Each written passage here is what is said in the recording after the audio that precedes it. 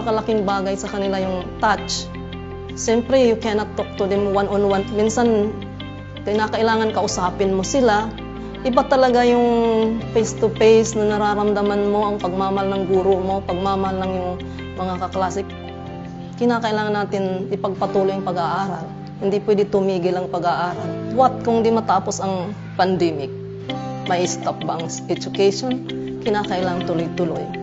Kaya ako, kahit mahirap, gagawin ko ang lahat para makapagturo pa rin. Are you ready?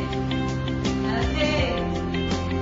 We will start now. We cannot wait for the rest. Are you ready, children? Okay. Hi, Yui. Hi, Michio. As we acclimatize to the new normal, where almost everything is done online, the Philippines faces another challenge as it lags behind other countries in terms of availability, affordability, and speed of internet access. Internet connectivity and technological literacy has become more crucial in the country as schools are forced to hold their classes online and implement a so-called blended learning program. Noong una po ma'am, dapat hindi ko po talaga sila i-enroll kasi inisip ko na paano po wala kaming wifi, wala po kaming gadget, wala kami lahat. Ano po gagamitin nila sa pag-online. Pero nung napahiram po kami ng gadget ng tita niya, sabi ko sige pwede na to kahit isa lang. Palitan po sila kung sino po yung mauuna. Bumibili po kami sa kapitbahay namin ng hotspots. Kaso mahirap din po mag-connect kasi ang dami pong nakakonect sa kanila pag nagkaklase po. Kasi minsan po nasabi rin ng anak ko, ayoko na lang mag-aral man, nahirapan ako dito. Gusto ko pumunta na lang sa school para doon na lang kami ng teacher ko magkita. Kaso nga po, hindi nga pwede. As classes shifted online, having a quiet and comfortable learning environment for children who generally have a short attention span is vital but a privilege not available to all. Aside from internet access and the home environment, millions of Filipinos lack the basic digital skills that they need to conduct and attend online classes. For those who are literate sa computer, kayang-kaya nila. I think mga magagaling sila kasi sa training na ibinigay sa amin. Pero ako, habang nanonood ako sa training, pag isang click din ako makasunod. No more, din ako talaga makakasunod. I use the blackboard kasi yan ang sanay ako. Hindi ako sanay na magpupunta pa sa Google uli. Hindi ko talaga kaya. Once na 2 to 3 clicks na, hindi ko na talaga, malilito na talaga ako. Naisip ko pong magiging involved ako kasi ang alam ko po, hindi pa po siya marunong magpindot. Hindi rin po ako marunong magpindot. Sabi ko, mapag-aaralan ko naman po. Andyan naman po yung ate niya para maturuan kami kung paano ipindot. Kung sinabi ko sa ate niya, pag hindi ko na kaya, ikaw na lang kasi nahirapan ako, hindi ako sanay. Ikaw sanay ka magpipindot ng cellphone. Ang alam ko lang na cellphone po, yung keypad po, dipindot. Yun. While the challenges are many, active cooperation between parents and teachers has made it possible for the children to continue their education during these unusual times. Mag-cooperate lang ang bawat isa. Unti-unting matututo tayo. We will be improving. Habang tumatagal, we will all improve hanggang magiging perfect na tayo dito. Mape-perfect din natin ito. 121. Akala ko nga dati, disaster. Pero ngayon, nakita ko, I'm enjoying. Tuwang-tuwa ako tuwing nakikita ko ang mga bata na happy sila. Ang mga na overcome naman. Kaya patuloy lang. Left, right, left and right, up, down. Ang gagaling ng mga bata. Kayang-kaya nilang magsulat ng 200. Narinig ko kayo lahat na sumasagot. Kaya masayang-masaya ako. Good morning, everyone. This is Nina, your host for today's episode. We're here in UP Diliman, and as you can see behind me is the football field, which is actually relatively new. So the track and field teams and the football team would train here, and this is actually right across the UP gym. But because of the rising concerns about the changing landscape in teaching and learning sports in physical education, from the traditional physical or face-to-face mode to the growing dependency on electronics or online platforms, we are checking again today how the sports and PE sectors are navigating this new and challenging environment. Our credit to Asia, featured for the video we earlier showed you. It's true that we are challenged by the fast-changing lifestyle created by the pandemic.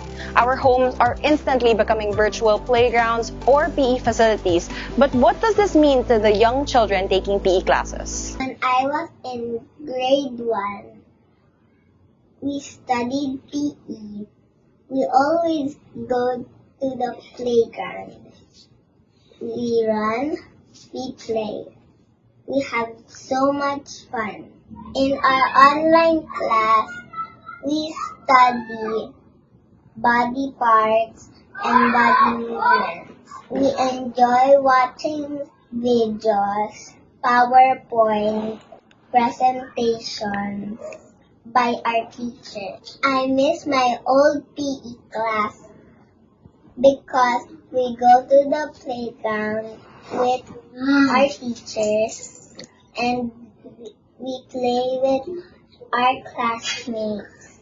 But we should be careful today because there is still a virus outside our home. In my PE class, I get to do badminton, basketball, volleyball, and dodgeball, and many other fun fitness activities. For me, PE class before the pandemic is better because I get to enjoy the company of my classmates and play outdoor games too. At home, during my online PE class, no one helps me and I do everything on my own. When it goes to my PE class, me and the whole class will have lessons about different types of sports, Philippine national dances, and physical activities. At times, we may have the online physical test where we do different types of exercises to determine our physical fitness. And lastly, we also dance and make our body move around for fun and to make us awake. As for me, I love PE classes face-to-face because we have innumerable exercises and things to do. But I do also appreciate PE classes online because even if we're not meeting and we are at home, our teachers do their best to help us learn about other fitness techniques and try to make us healthy every day.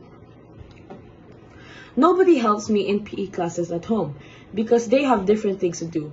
But I just follow what my teacher tells me to do and make everything as smooth as possible. Physical education activities becoming virtual, all these changes have caught a lot of homes, families, teachers, and students by surprise. Some say unprepared.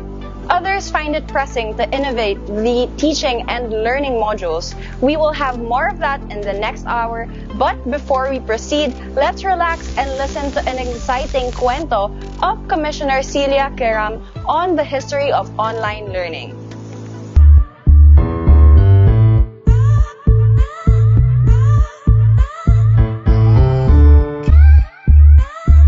Ang aking ibabahaging kwento sa inyo ngayon ay ang mga nakakawiling kaalaman tungkol sa remote learning. Ang remote o distance learning ay hindi isang bagong konsepto. Ito ay mas matanda pa sa Zoom, Google Classroom o kahit na Internet. Ang nagtanim ng mga unang binhi ng distance learning ay si Caleb Phillips, isang gurong Amerikano. Nangyari ito noong 1728 nang naglagay siya ng isang advertisement tungkol sa pribadong kurso ng shorthand courses sa Boston Gazette. Alam niyo ba na noong 1840 si Sir Isaac Pitman ang bumuo ng pinakamalawak na sistema ng shorthand kung saan isasalin ng isang teksto sa maikling salita sa postcard at ipapadala ito sa mag-aaral na siya namang magpapadala ng kanilang gawain para sa pagwawasto. Dahil sa sistema ni Pitman, nilagdaan ni Queen Victoria ng Great Britain ang isang charter na pinapayagan ang University of London na magbigay ng mga degree sa distance education. Ang University of London, ang unang universidad na nag-alok ng mga degrees sa pag-aaral nito noong 1858. Alam niyo ba na isang babae na si Anna Elliot Ticknor ang nagtatag ng lipunan upang hikayatin ang mga pag-aaral sa bahay. Ito ay nagbukas ng pinto sa mas mataas na edukasyon para sa higit na 7,000 kababaihan. Noong 1900, si Martha van Rensselaer, isang guro sa Cornell University, ay nag-ayos ng isang programa ng remote education upang maabot ang mga kababaihan sa mga lugar na kanayunan sa estado ng New York. Ang programa ay nag-enroll ng higit 20,000 na kababaihan sa loob ng 5 taon. Diyan nagwawakas ang kwento tungkol sa remote learning. Muli, ito ang inyong Commissioner Kiram na walang sawang maghahatid ng kwentong kababaihan, kwento para sa kaalaman at karunungan sa sport.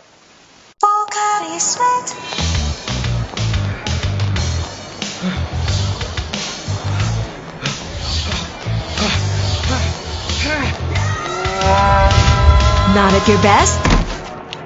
You may be dehydrated. You need Pocari Sweat. It replaces the electrolytes you've lost and helps you perform at your best. Be at your best with Pocari Sweat. Pocari Sweat. During the start of remote learning in 2020, the University of the Philippines College of Human Kinetics launched Kinetica Online. This project is an advocacy that will continue until the time that the school opens up again the traditional way. The main aim of Kinetica is to bring physical activities in the home for free to encourage exercise and movement during lockdown. The UP College of Human Kinetics conducts classes via Zoom, and the classes are conducted synchronously. The University of the Philippines does not charge anything for this project as it offers the classes for free as a service to the Filipino people. Let's all watch this. You ready na ba, everyone? Okay, let's go. It is great to know about such an impactful project for the community. For our next speaker, we have Professor Michiko Aseron. She's a professor in the College of Human Kinetics, UP Diliman, and is the director of the UP Community Recreations, now called Kinetica by UP-CHK.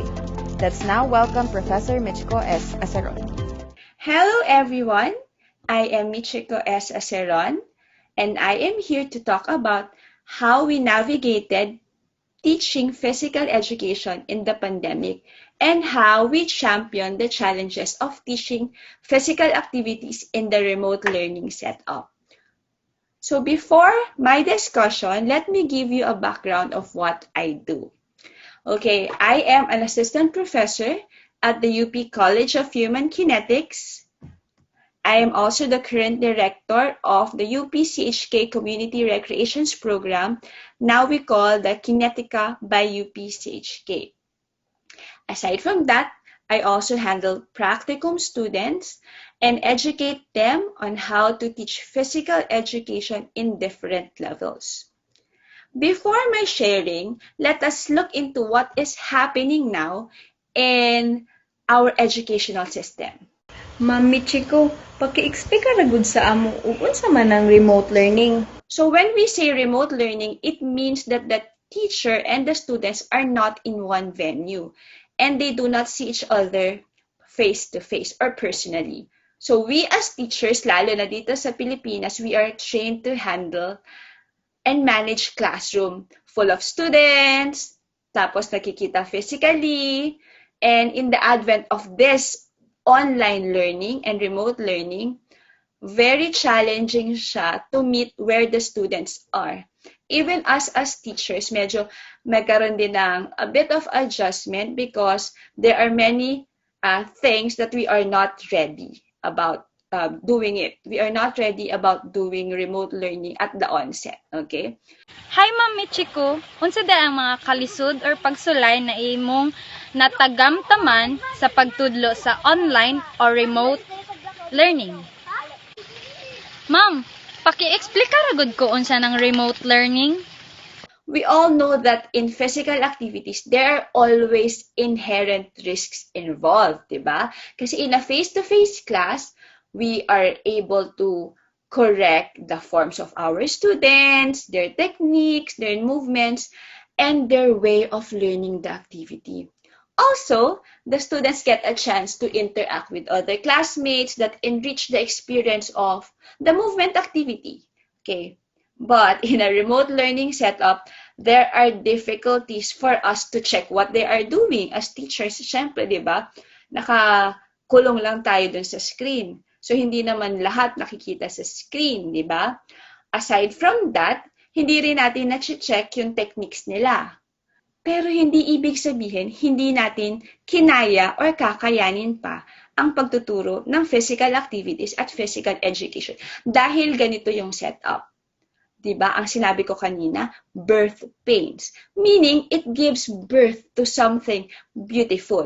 Hindi man ito yung nakasanayan natin, but it breeds something beautiful and powerful, empowering to both the teacher and the students. So, let us not think of the negative, because we are Filipinos, we are very resilient, and yes, we are resourceful. So yes, there were challenges, but it is also a time for redirection and more learning discovery of best practices. So as a physical educator and handler of practicum teachers who would become PE teachers in the next years, okay? We should always instill that positivity amidst the great challenge is still a possibility, okay? Positivity to possibility, okay? Lagi natin tatandaan yan. Okay? Because everything is possible. So we have settled two these perspectives that are both compassionate and respectful. Ma'am, pwede nimo saysay ang mga maayong panghitabo sa imong pagtudlo sa imong mga tinun-an lakip na sa physical na edukasyon? Let me share to you our experiences of triumphs and best practices. Number 1, okay? From proper technique to instilling the value of fighting in activity. So as PE teachers, there are moments that we tend to focus more on the forms, the movement, the rules of the game, and the proper execution. So with this challenge of lockdown and not being able to have room for more free movements, okay, our lessons had become proactive. So we encourage our students to fight daily physical activities. So instead of pure techniques or rules of the game, okay, yung focus namin, we shifted to the exercises that can be done at home with their families and encourage them to do movement breaks. Alam naman natin that in this type of setup, isa sa nakakalimutan natin ay yung gumalaw-galaw because lagi nakaupo, nagtatype, or nagsusulat. And because of this challenge na nagawa nating positive, we are able to instill the value of fighting daily physical activity and letting them learn the importance of constant movement even in the comforts of their own homes. Next one, this pandemic or this remote learning setup bred creativity and resourcefulness. Because of the limited access to materials and equipment, both the students and the teachers have upped the game of creativity. So they use materials that can be found at home, diba? In exercises, kung walang dumbbells, we use water bottles. Or we use anything na nakakuha kita sa bahay. Yan. Or we make makeshift rackets kasi walang raketa, hindi naman nakakalabas, diba? For sports. Or pag may kailangan naman bola, we use road socks, ganyan, and baskets and cartons as hoops. Okay. Diba? Ang galing-galing talaga natin. The third best practice and triumph that I want to share with you is inclusivity. Okay, we try to make the activities inclusive for all, okay? For all levels, for all ages. Some of our activities, we encourage them to be joined by their siblings or their parents or their family members. So it is beautiful to see the family working together and exercising together. So instead of just instilling the value of fighting physical inactivity to the students, we extended them to the whole family. So nakapag-exercise na sila, nakapag-bonding pa. Kaya ang ganda-ganda. And the next one, I think the heart of the triumph, nitong remote learning is the development of more compassion and integrity. Sabi ko nga kanina, hindi namin nakikita lagi kung ano yung ginagawa ng estudyante kasi minsan patay yung camera nila kasi hindi naman kinakaya ng internet. Or pag may mga asynchronous activities or assignments, syempre, hindi namin alam kung napapatupad talaga nila yung mga binigay na activities. But we learned more to trust our students and we have learned to practice more compassion. So we give compassion and we trust them and we dedicate our work to them. But now, during the remote learning and COVID breakout, we hit an extra mile. So everyone has stories to tell and conditions to face and experiences. So in giving instructions and requirements, we uphold the battle cry of UP na utak at puso. Good day, I'm Teacher Blue from UPCHK. I think the disadvantages in teaching PE during this pandemic is the minimal interaction between students and teachers. Limitations like poor internet connection or sira yung camera hinders us in monitoring our students' performance and progress via Zoom. With that, we get to understand our students' limitations and come up with another way of monitoring them by giving them asynchronous activities instead, where they get to do it at their own time, then submit it to us via online. Through that, we get to check their forms and give them corrections and advice. Online classes tend to get boring sometimes, especially when you only have 2 to 3 students who turns on their cameras. But it's up to us teachers to adjust our way of teaching for the class to be more engaging and fun. So, good day. My name is Coach Mark and for today, i-share ko yung learning techniques na natutunan ko sa pandemic and syempre, yung materials na ginagamit namin. Okay?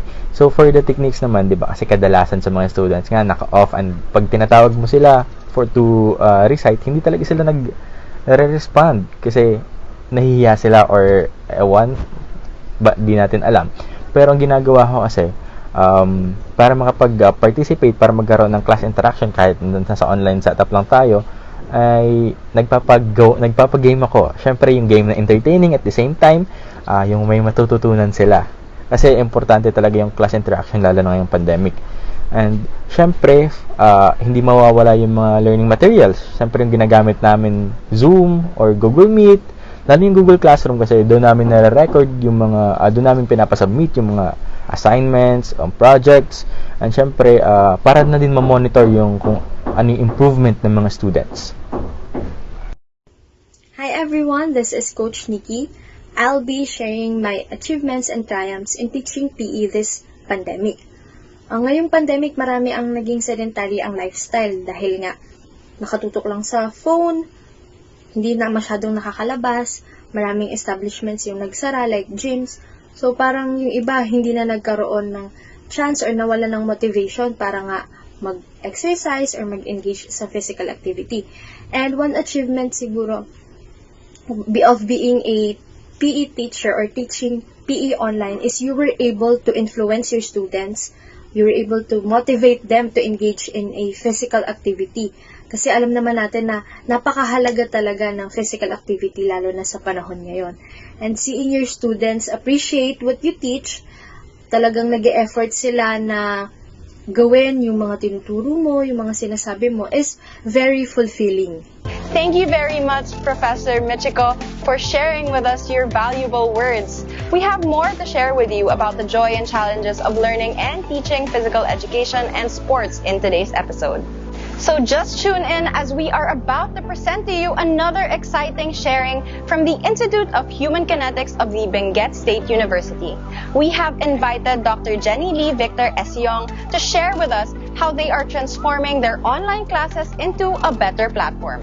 A cum laude in her doctorate program, Dr. Esiong was a varsity player of basketball and soccer and had competed as far as the national level from 1998 to 2002. She was also a former dance troupe member of the university and later as a dance troupe advisor for 12 years. She has been serving as the university dance sports coach since 2008. Let's all welcome Dr. Jenny. Physical education. Can you share to us your personal strategies and technique you have been using since the onset of pandemic? Since physical education deals with a lot of body movements, movement skills, and then of course it's really hard to imagine how will these skills be translated or put into a certain written module.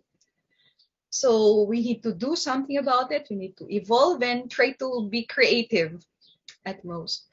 So there are a lot of strategies and techniques in teaching PE in the online platform, but I would just like to share my own strategy based on my experience and based on what I'm doing for the past 1.5 years now. But before everything else, I would like you to consider, before you decide on a certain strategy for you to use when you teach, you should consider one, your resources, and of course, the resources of your students. Here in Benguet, especially the students studying at Benguet State University, since it's a state university, we cater to a lot of indigent students who are scholars. So not all of them have the access, internet access. Some of them are just using their mobile phone or their mobile data. So we have a limited strategies or technique to use for them to be able to access it with just mobile data and mobile phones. So with this, I would like to share my own experience. So first and foremost, so we are asked to provide a printed handout, a learning packet, or a module. Whether you belong to the DepEd, the CHED, the public, or the private, it is a must that you have to prepare a module for your students. Because these modules will be distributed to them for them to be able to cope while staying at home. So basically, what is a module? So a module can be defined as a unit containing topics or segment of instruction. So basically, your topic, your lesson that you wanted to share should be in your module. And of course, the length will differ depending on the topic you wanted to introduce. So it can be a 1-week module, or it can be a 2-week module, or it depends. For me, for my students, I give them a week or twice a month. But for those who don't have internet access, for those who don't have mobile data, we give them by term. So good for midterms or good for finals. So of course, not everything that you wanted to teach in physical education can be compressed in a module. So you need to be creative on how to do it or how to write everything you wanted to teach them. So first and foremost, it should contain all the needed explanation of the topic with a step-by-step procedure for them to understand the skills you intend to teach. Since PE is a hands-on practical skills, application of practical skills, so there should be a certain procedure on how you do a certain skill, and it should be a step-by-step procedure. So you should consider that when you do your module in physical education. For us teaching in the dance, it's a bit easier because we have the literature. It's already ready. The dance steps are clearly written by the author of the dance. For example, this. So they can really read and try to practice the certain dance steps. So it's a bit easier in dance as compared to others. In a face-to-face setup, you can just get the ball, try to show it, and then try to throw it. But of course, in the module, you should specifically write the step-by-step way on how to throw it. And aside from the step-by-step procedure and precise action, It should contain an illustration or a diagram or a picture for the students to imagine the skills you wanted to teach them. So aside from reading the detailed sequence procedure, they should also see the picture. Of course, you need to have a instructional video or a video. Since aside from the instructions and the picture, some students cannot really get it. So you need to show them visually the skills you wanted to teach them. So what is an instructional video? So it's a recorded content that provides detailed information on how to meet the specific challenge. It features an expert, meaning us, the teacher, on the particular topic who describes or demonstrates the relevant information to resolve an issue or achieve an outcome, often with real-life applications. So in physical education, it's really very difficult if it's just written in illustrations without the actual demonstration of the skills that they can see or they can observe.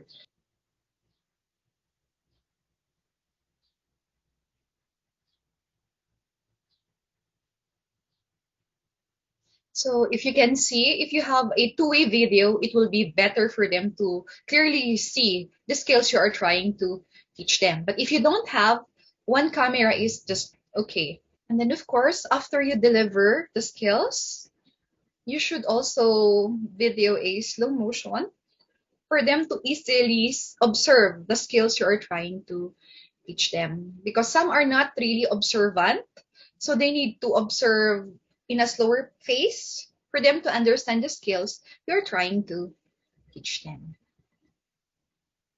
Dr. Jenny, ano-ano po yung mga ibang strategy na naiisip ninyo na po pwedeng magamit sa online PE teaching na hindi nyo pa napapractice before? What are the possible learning platforms for physical education aside from the detailed module with instructional videos? A 2D animation is also good. As I said, if you cannot have a video, a two-dimensional animation is also okay. So what is a 2D animation?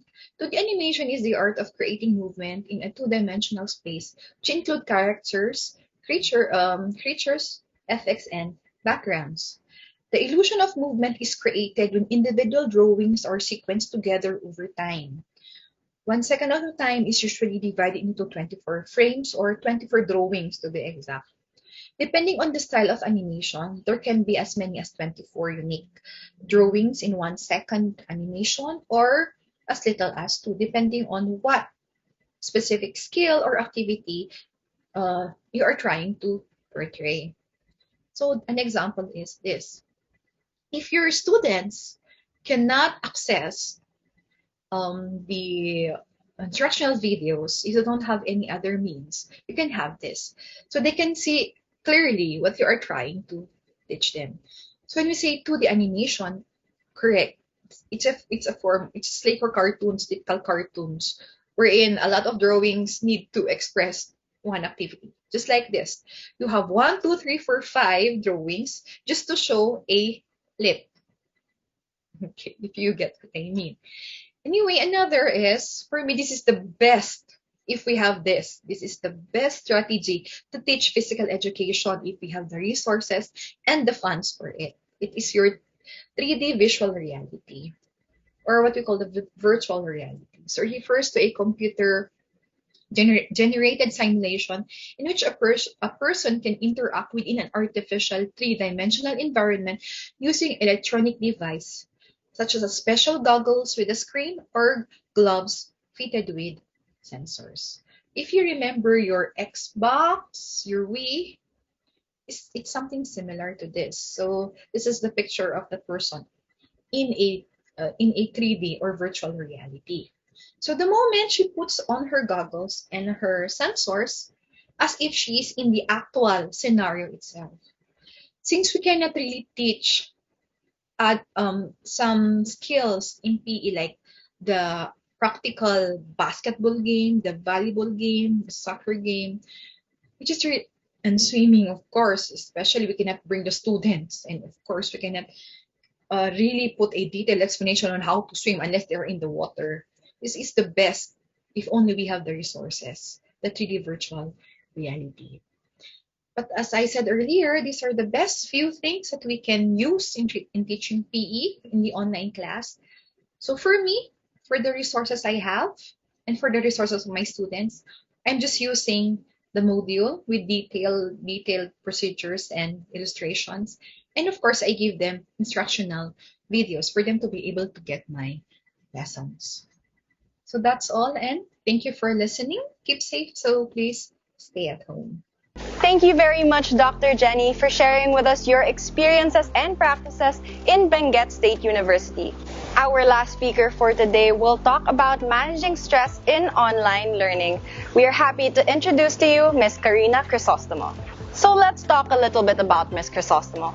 Ms. Crisostomo is a faculty member at the De La Salle University, Manila, under the Counseling and Educational Psychology Department. A licensed psychologist and teacher, she was a corporate image consultant and personality empowerment instructor at Elite Manila and John Roberts Powers International. She is a graduate of Academy Image Mastery in Singapore, an affiliate of the London Image Institute, authorized by the Associate of Image Consultants International. She is the managing director and owner of the Global Image Management, the leading image consulting and personality development company in the country. Let's all welcome Ms. Karina Crisostomo. We all know that this pandemic has brought about changes with the way we do things. And of course, kasama po dito ang pag-conduct natin ng ating mga classes. So the whole country, actually the whole world, has moved from traditional face-to-face learning environment to online distance learning. Students and teachers alike are going through major adjustments. And as teachers, we create our modules. We try to let our lessons fit the online learning environment. For our students, you have been adjusting the way you learn virtually. And given all of these circumstances, we cannot deny that these have brought about some stresses in our lives recently. Ultimately, it's really creating and, of course, doing your best to maintain your daily routines. At least in this way, you get to make sure that you get things done properly and that you won't end up cramming at the end. I know for some of us, pag nagka-cram, di ba? Nagka-cram the night before the submission, you get really, really stressed out, and this can affect your output. It is also very important to stay connected. Kahit online na lahat, we can still video chat with our friends, our family members that we cannot personally be with right now. Yung sense of connection with others, yung sense of being able to still interact, kahit virtual man lang yan, is still important for our mental health and for our personal growth. In this way, we are still able to socialize and keep up with our social relationships. If there are things that you need help with in school, make sure to approach your teacher and ask for help. Huwag kayong mahiya. Your teachers, I know, and also the teachers out there, I know you're doing your best to really make this situation fulfilling pa rin. You're maximizing the online learning opportunities in order to help our dear students. Kaya mga students, huwag kayo mahiya. Approach your teacher kung merong mga questions about this, about the lesson, about the requirements. Do not be shy to ask for help. Our teachers usually provide consultation periods, and that you can also email them during those periods for your concerns. Actually, not just teachers, no? Maybe you also have some friends, some family members, anyone that you know that you can also contact to ask help, especially when it comes to your school requirements or activities. Given some of us, we have a really, really hectic schedule, we also need to take a break. This is what we call study break. So you can do this by leaving your laptop, your cell phone, or any device. Go out, get some fresh air, or maybe stretch your legs for a bit. It is also good for our health to take in some sunlight. Perhaps, when you wake up in the morning, you go out, makaramdam naman kayo ng kaunting sunshine, vitamin D din yan in order to boost your immune system. It's very important to pause, to take some time off, to have a break every now and then, as if re-energizing ourselves in order to carry on with the things that we have to do in school. So, katulad ng nandito sa slide, keep calm and take a study break.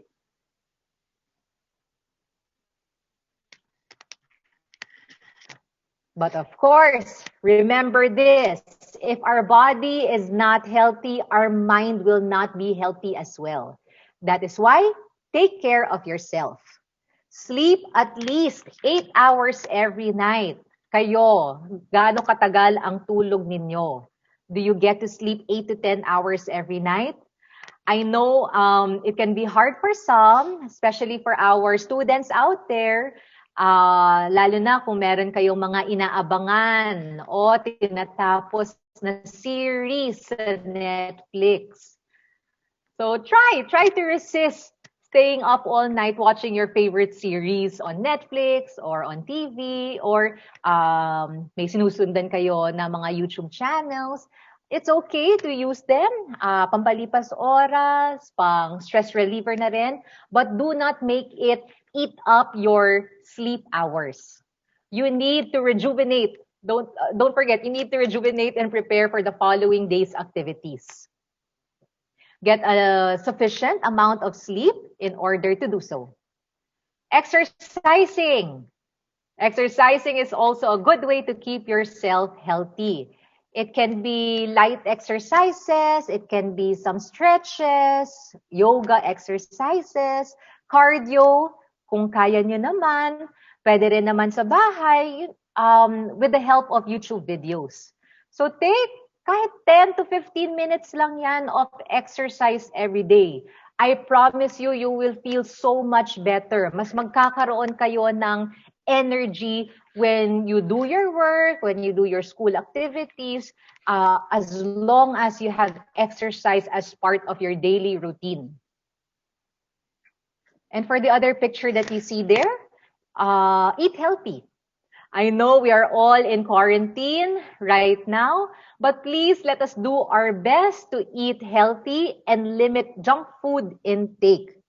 Fruits and vegetables will always provide the right nutrients that our body needs.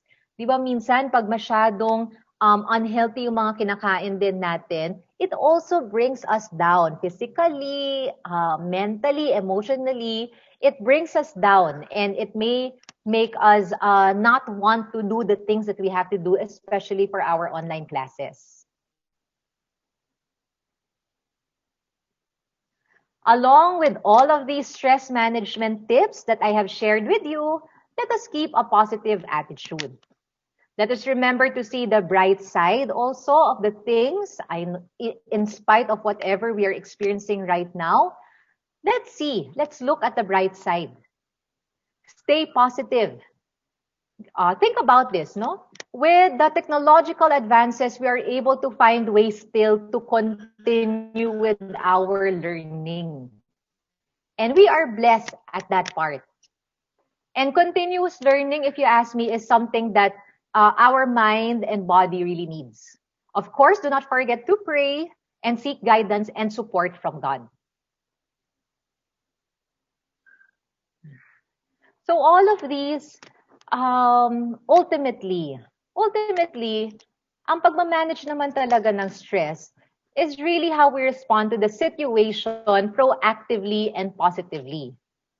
I would like to share this line with all of you. Remember, it is not the situation, but it is how one responds to the situation that determines the quality of one's life. We cannot stress over and over about the same things. without feeling bad, feeling hurt, feeling anxious, feeling depressed. So why not look at the situation that we are in from a different perspective? And perhaps when we are more proactive, solution-oriented, mas positive ang mindset natin as we face every situation, we might also improve our well-being or the quality of our life. Practicing these ways and tips to manage stress, I'm sure you will be able to not just survive, but enjoy your online learning experiences. For both our students, our teachers out there, this is take this as a new adventure for you. For our teachers especially, take this as an opportunity for you to innovate yourselves as educators. Alam ko pong kayang-kaya ninyo ang challenge na ito and that you will be successful in what you do as educators. For the students, keep going. Push lang. Push lang ng push. Remember all of these tips. Remember these ways to help you manage your stressors. And you too will also be successful in your learning experiences. So with that, thank you very much. Good luck and God bless to all. Thank you so much, Ms. Crisostomo, for an enlightening discussion on managing stress in today's online learning. Let me end this show with a reminder from the late President John F. Kennedy.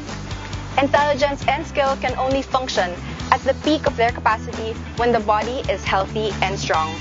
With that note, don't forget to exercise regularly and move your body, and do it to the Philippine Sports Commission Women in Sports Zumba Dance Exercise Music. Igalaw-galaw ating katawan. Have a marvelous day, everyone! Rise up and shape up and shine.